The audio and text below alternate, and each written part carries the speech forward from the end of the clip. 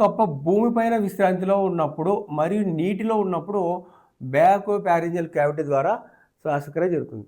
జనరల్గా నీటిలో ఎప్పుడు ఉంటుంది? ప్రారంభంలో ఉంటుంది, అప్పుడు ముప్పల ద్వారా జరిగింది. కానీ మధ్యలో తోక అంతా పోయినా కూడా మళ్ళీ అప్పుడప్పుడు నీటిలోకి వెళ్తుంది అప్పుడు.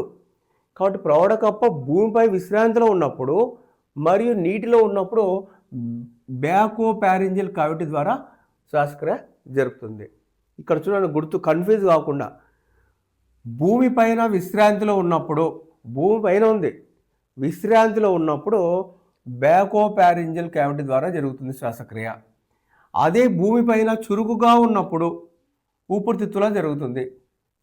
భూమిపైన చురుకుగా ఉంటే ఊపిరితిత్తుల ద్వారా, భూమిపైన విశ్రాంతిలో ఉంటే బ్యాకో ప్యారింజియల్ క్యావిటీ ద్వారా జరుగుతుంది. అలాగే భూమి కింద విశ్రాంతిలో ఉంటే, భూమి కింద విశ్రాంతిలో ఉంటే క్యూటినియస్ రెస్పిరేషన్ ద్వారా